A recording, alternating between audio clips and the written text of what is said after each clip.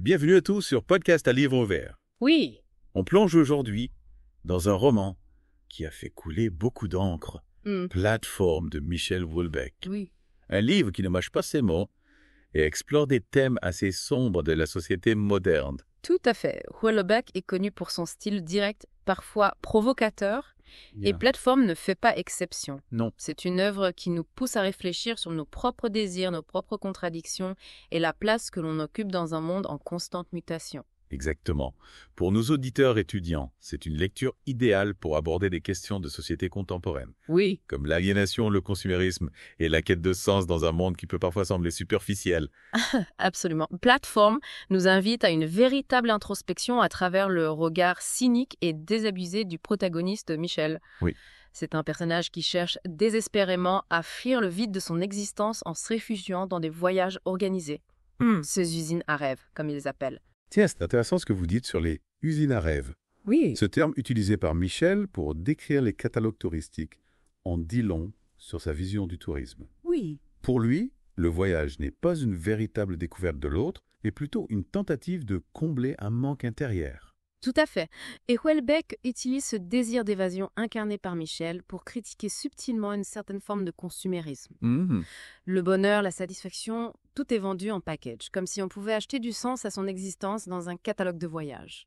On retrouve cette critique du consumérisme dans la façon dont Michel décrit ses voyages. Oui. Il s'attarde sur des détails banals, presque triviaux, comme la nourriture dans les buffets ou les animations proposées dans les hôtels. Oui, C'est comme si le véritable exotisme lui échappait complètement. exactement.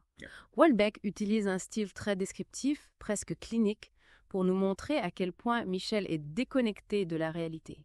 Il est en permanence dans l'observation, dans la distance, incapable de s'abandonner à l'expérience du voyage. Et ce détachement, cette incapacité à ressentir des émotions sincères, se retrouve dans ses relations avec les autres. Oui. Prenons l'exemple de ses interactions avec les autres touristes. Oui. Il les observe avec un mélange de mépris et de fascination, comme s'ils étaient des spécimens dans zoo humain. Oui, c'est une constante dans l'œuvre de Houellebecq. Cette difficulté à établir des liens authentiques dans un monde qui semble privilégier les rapports superficiels. Oui. Michel est un personnage profondément seul, incapable de se connecter réellement aux autres. Justement, parlons de sa relation avec Valérie. Oui. Au début, elle apparaît comme un personnage assez pragmatique, très concentré sur sa carrière. Oui. Mais au fil du roman, on découvre une femme qui aspire à plus de profondeur, à un amour véritable. Absolument. Et c'est là que la critique sociale de Houellebecq prend une nouvelle dimension. Le tourisme sexuel, qui est au cœur de l'intrigue, devient une métaphore de la marchandisation des rapports humains. L'amour, le désir, tout est réduit à une transaction financière. C'est troublant en effet de voir comment cette industrie du sexe est présentée de manière presque banale, comme une simple réponse à une demande croissante. Ouais. Houellebecq ne juge pas, il observe. Ouais. Et c'est à nos lecteurs de nous interroger sur les implications morales de ce type de tourisme. C'est ce qui rend son écriture si percutante. Hmm. Il nous met face à des réalités dérangeantes sans jamais nous donner de réponse toute faite. Oui. Il nous force à réfléchir, à nous questionner sur nos propres valeurs. Et ce questionnement, cette introspection est d'autant plus important pour nos auditeurs étudiants qui découvrent le roman. Plateforme nous pousse à aller au-delà de la simple lecture de l'intrigue pour analyser en profondeur les mécanismes de la société moderne. Tout à fait, Houellebecq, à travers des personnages comme Michel et Valérie, nous montre les dérives d'un monde où la quête du bonheur individuel se fait souvent au détriment des autres et où les valeurs morales sont constamment remises en question. Et c'est dans ce contexte de crise morale et sociale que va naître l'idée centrale du roman, la création de clubs de vacances dédiés au tourisme sexuel. Une idée audacieuse, voire choquante, qui va servir de catalyseur pour l'exploration des relations entre Michel et Valérie.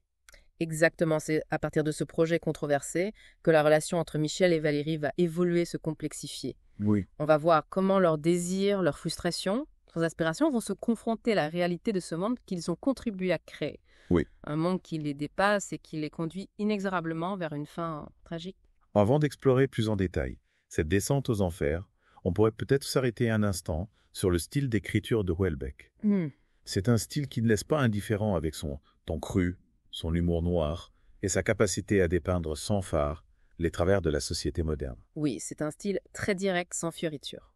Houellebecq n'hésite pas à utiliser un langage familier, parfois vulgaire, pour donner à ces personnages une voix authentique crue. On est loin du romantisme ou de l'idéalisme littéraire. Oui. Il s'agit de montrer le monde tel qu'il est, avec ses aspérités, ses contradictions. Et cette absence de filtre, cette volonté de dire les choses telles qu'elles sont, peut être déstabilisante pour le lecteur. Oui. On est confronté à des vérités qui dérangent, qui nous obligent à remettre en question notre propre vision du monde.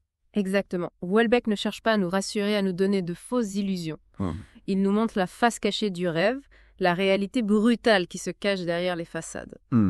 Et c'est justement cette lucidité, ce cynisme assumé, qui rend son œuvre si fascinante. Justement, cette lucidité, ce cynisme, on les retrouve dans la façon dont Houellebecq dépeint les personnages secondaires du roman.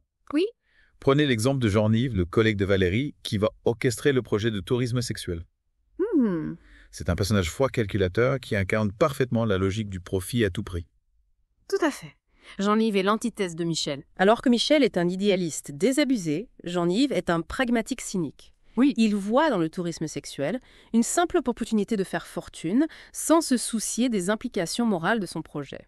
Et c'est à travers ce personnage et d'autres figures secondaires que Houellebecq dresse un portrait sans concession de la société moderne. Oui. On y voit la cupidité, la superficialité, l'individualisme triompher sur les valeurs de solidarité et d'authenticité. Absolument. Et ce qui est intéressant, c'est que Houellebecq ne se contente pas de pointer du doigt les coupables. Il nous montre comment nous sommes tous à des degrés divers complices de ce système. Comment nos propres désirs, nos propres frustrations contribuent à alimenter cette spirale infernale. C'est un constat assez pessimiste, il faut le dire. Oui. Mais avant de sombrer dans le désespoir, on pourrait peut-être s'arrêter un instant sur la relation entre Michel et Valérie. Oui. C'est une relation complexe, ambiguë, qui évolue au fil du roman. Oui, c'est une relation qui est à la fois passionnelle et destructrice. Michel et Valérie cherchent l'un chez l'autre une forme de salut, un refuge contre la solitude et le cynisme du monde extérieur.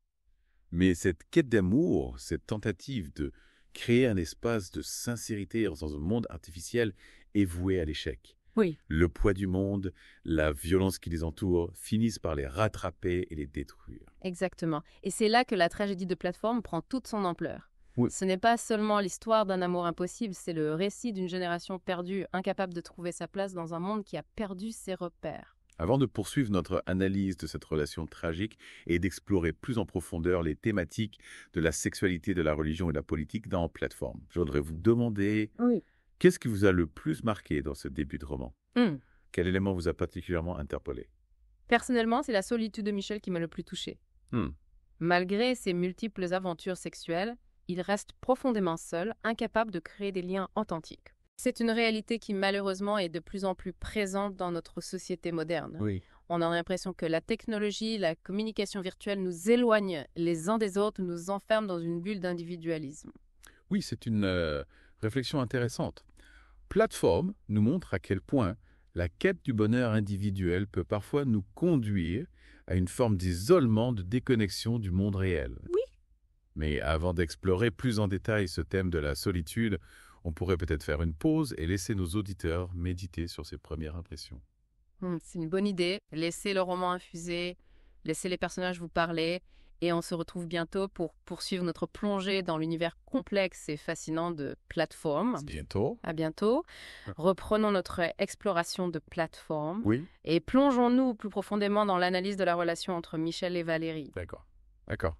Vous vous souvenez, on avait commencé à parler de cette quête d'amour. Oui. Qui semble vouée à l'échec dès le départ. Oui, tout à fait. On avait évoqué ce contraste saisissant entre le cynisme ambiant du roman et ce désir de connexion authentique que l'on perçoit chez les deux personnages. Exactement. Et c'est là que Houellebecq nous surprend, en tissant une relation qui, malgré sa nature destructrice, est teintée d'une certaine tendresse, une forme de compassion pour ces deux âmes esseulées. C'est vrai, on sent que Michel et Valérie cherchent refuge l'un chez l'autre.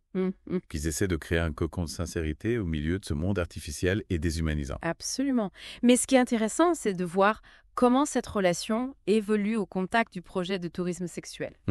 Au début, c'est Valérie qui semble la plus pragmatique, la plus ouverte à l'idée d'une sexualité libérée des conventions. C'est elle qui initie Michel à ce monde de plaisir tarifé, qui l'emmène dans des clubs libertins, qui le pousse à explorer ses propres limites. Tout à fait, mais au fil du roman, on perçoit un glissement progressif. C'est comme si Valérie, en se confrontant à la réalité du tourisme sexuel, prenait conscience de la vacuité de cette quête de plaisir. Alors que Michel, lui, semble s'enfoncer de plus en plus dans le cynisme, dans le détachement émotionnel. Exactement. Et c'est cette inversion des rôles qui rend la relation entre Michel et Valérie si fascinante. On voit comment le désir, la recherche du plaisir peuvent conduire à des formes d'aliénation inattendues. Et cette aliénation, cette déshumanisation progressive est renforcée par la façon dont Houellebecq dépeint le monde du tourisme sexuel. On est loin des clichés romantiques ou exotiques. Tout à fait. Il n'y a aucune idéalisation, aucun voyeurisme complaisant dans sa description des clubs Aphrodite. Non. On est plongé dans un univers cru sordide où les rapports humains sont réduits à de simples transactions financières. Et c'est dans cet univers sans âme que la relation entre Michel et Valérie va se déliter, se consumer peu à peu. Absolument. L'attentat terroriste qui frappe un des clubs est le point culminant de cette descente aux enfers. C'est comme si la violence du monde extérieur venait briser définitivement l'illusion d'un amour possible. Oui, Un bonheur partagé. c'est une scène terriblement tragique qui nous laisse un sentiment de vide, de désespoir. Oui. On se demande s'il y a une issue possible à ce cynisme ambiant, si l'amour peut survivre dans un monde aussi désenchanté. C'est une question que Houellebecq nous laisse en suspens. Oui. Il ne propose aucune solution miracle, aucune morale facile. Non. Il nous montre le monde tel qu'il est avec ses contradictions, ses dérives, ses impasses. Et c'est à nous, lecteurs, de tirer nos propres conclusions, de nous interroger sur nos propres valeurs, sur notre propre rapport au monde. Exactement. Platform est un roman qui nous force à réfléchir, à nous remettre en question. Oui. C'est une œuvre dérangeante, parfois choquante, Oui. mais qui ne nous laisse jamais indifférents. Justement, en parlant d'éléments dérangeants, on ne peut pas passer sous silence les thèmes de la sexualité et de la religion qui sont omniprésents dans le roman. Oui, ce sont des thèmes qui ont toujours été au cœur de l'œuvre de Houellebecq. Et dans Platform, il les aborde avec une franchise, une crudité qui peuvent déstabiliser le lecteur. La sexualité, par exemple, est dépeinte sans tabou, sans pudeur. Oui. On assiste à des scènes explicites, parfois violentes, Oui. qui nous interrogent sur la nature même du désir, sur la frontière entre plaisir et souffrance. Ce qui est intéressant, c'est que Houellebecq ne juge jamais ses personnages. Non. Il les montre tels qu'ils sont, avec leurs pulsions, leurs contradictions. Oui. Et c'est à nous, lecteurs, de nous faire notre propre opinion. C'est vrai, on a souvent l'impression qu'il utilise la sexualité comme un révélateur, un miroir, qui nous renvoie à nos propres peurs, à nos propres désirs inavoués. Absolument. Et la religion, elle aussi, est traitée de manière assez particulière dans Platform, où Houellebecq ne s'attaque pas frontalement aux religions, mais il montre comment elles peuvent être instrumentalisées, dévoyées. On se souvient de ce passage où Michel rencontre un Égyptien qui lui livre une critique virulente de l'islam. Un discours passionné, mais qui révèle surtout un profond désarroi, une perte de repères. Tout à fait. Et c'est là que la vision de Houellebecq se complexifie. Oui. On sent, lui, une certaine nostalgie d'un monde spirituel, d'une transcendance qui semble avoir disparu. Mais cette nostalgie est toujours teintée d'ironie, de cynisme. Oui. C'est comme s'il ne croyait plus à la possibilité d'un salut, une rédemption. Exactement. Et l'attentat terroriste qui frappe un des clubs Aphrodite peut être interprété comme le symbole de cette impasse spirituelle. Un acte de violence aveugle qui détruit tout espoir de réconciliation, de dialogue entre les cultures. C'est une aventure assez pessimiste, il faut dire. Mais avant de sombrer dans le désespoir, on pourrait peut-être s'arrêter un instant sur la dimension politique du roman. Oui. Car même si elle n'est jamais abordée de manière explicite, la politique est omniprésente dans Platform. Tout à fait, on sent que Houellebecq a une vision assez critique de la société occidentale, qu'il perçoit comme décadente individualiste, incapable de répondre aux aspirations profondes des citoyens. C'est ce qui explique en partie le succès du tourisme sexuel dans le roman. C'est une forme d'échappatoire, de rébellion, face à un monde perçu comme hypocrite moralisateur. Exactement. Et c'est à travers cette critique sociale, à la fois subtile et percutante, que Platform prend toute sa dimension. Ce n'est pas seulement un roman sur le sexe, sur le tourisme.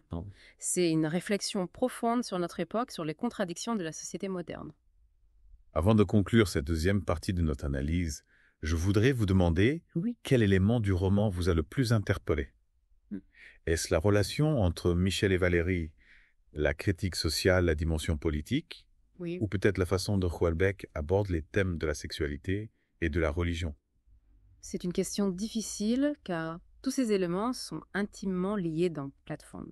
Personnellement, c'est la vision du monde que propose Houellebecq qui m'a le plus marqué. Un monde désenchanté cynique où les valeurs morales sont constamment remises en question, Oui. Un monde où la quête du bonheur individuel se fait souvent au détriment des autres. Un monde qui, malgré ses progrès matériels, semble avoir perdu son âme. C'est une vision assez pessimiste, il faut le dire. Oui. Mais avant de sombrer dans le désespoir, on pourrait peut-être s'arrêter un instant sur ce que Plateforme nous dit de nous-mêmes, de notre propre rapport au monde. Est-ce que le cynisme de Michel, la quête d'amour de Valérie, la froideur de Jean-Livre nous renvoie à nos propres contradictions, à nos propres désirs inavoués? C'est une question qui mérite réflexion et c'est peut-être là tout l'intérêt de Plateforme. Oui. Nous forcer à nous regarder en face, à nous interroger sur nos propres valeurs, sur le sens que nous donnons à nos vies. On arrive à la dernière partie de notre exploration de Plateforme. Vous avez raison, ce roman nous pousse à nous interroger sur notre place, dans un monde qui peut sembler parfois sombre et cynique. Mais est-ce que Houellebecq nous offre une lueur d'espoir, un chemin vers une existence plus authentique? C'est une question complexe et je ne suis pas sûre qu'il y ait une réponse simple dans Plateforme. D'accord. Ce qui est certain, c'est que Houellebecq ne se contente pas de dresser un constat pessimiste de la société moderne. Il nous invite aussi à explorer des alternatives, à imaginer d'autres possibles. C'est vrai, on a beaucoup parlé du tourisme sexuel, qui est au cœur de l'intrigue. Oui. Mais il y a aussi une dimension plus spirituelle, plus mystique, qui se dégage du roman. Je pense notamment au passage où Michel évoque son enfance, ses souvenirs de vacances en famille. Tout à fait, ces moments de nostalgie, de rêverie contrastent fortement avec le cynisme ambiant du récit. Oui. C'est comme si Houellebecq nous montrait que la quête du bonheur, du sens à l'existence ne se limite pas à la satisfaction des désirs matériels ou sexuels. On retrouve cette dimension spirituelle dans la relation entre Michel et Valérie. Au-delà de l'attraction physique, il y a une véritable recherche de connexion, de communion. Absolument. Et c'est cette quête qui les conduit paradoxalement vers le tourisme sexuel. Ils espèrent trouver dans ces clubs libertins une forme de transcendance, un dépassement des limites du moi. Mais comme on l'a vu, cette tentative est vouée à l'échec. Ouais. Le tourisme sexuel, loin de les libérer, les enferme dans une spirale de cynisme et de déshumanisation. C'est vrai, et l'attentat terroriste vient sceller définitivement ce constat d'échec. Ouais. C'est comme si la violence du monde extérieur, la barbarie, venait détruire tout espoir de rédemption. Alors, est-ce que cela signifie que Houellebecq nous condamne à vivre dans un monde sans espoir, sans alternative? Je ne pense pas. Je crois que Plateforme est avant tout un appel à la lucidité. Oui. Une invitation à regarder le monde en face sans se voiler la face. C'est vrai, Houellebecq ne nous donne pas de réponse toute faite. Il nous pousse à nous poser les bonnes questions. Et c'est peut-être là la véritable force de son roman, nous obliger à réfléchir par nous-mêmes, à trouver notre propre chemin dans ce monde complexe et contradictoire. Tout à fait. Et pour nos auditeurs et étudiants, Plateforme est une œuvre essentielle pour comprendre les enjeux de notre époque, pour décrypter les mécanismes de la société moderne et interroger notre place dans ce monde en constante mutation. Oui, c'est un roman qui nous invite à ne pas rester passifs, à ne pas nous résigner au cynisme ambiant. Il nous appelle à la vigilance, à la réflexion, à la recherche d'une existence plus authentique. Et c'est peut-être là, dans cette prise de conscience individuelle, que réside l'espoir d'un monde meilleur. Oui. Un monde où la quête du bonheur, du sens à la vie ne se limiterait pas à la satisfaction des désirs matériels ou sexuels, mais s'ouvrirait à une dimension plus spirituelle, plus humaine. Merci pour cette analyse éclairante. Plateforme est un roman qui ne laisse pas indifférent, un roman qui nous pousse à réfléchir sur nous-mêmes, sur le monde qui nous entoure, sur le sens que nous donnons à nos vies. Oui. On espère que cette plongée dans l'univers de Michel Houellebecq vous aura donné matière à réflexion et qu'elle vous incitera à poursuivre l'exploration de son œuvre. Merci de m'avoir invité, ce fut un plaisir de partager ces réflexions avec vous et vos auditeurs. À bientôt pour une nouvelle exploration dans l'univers littéraire.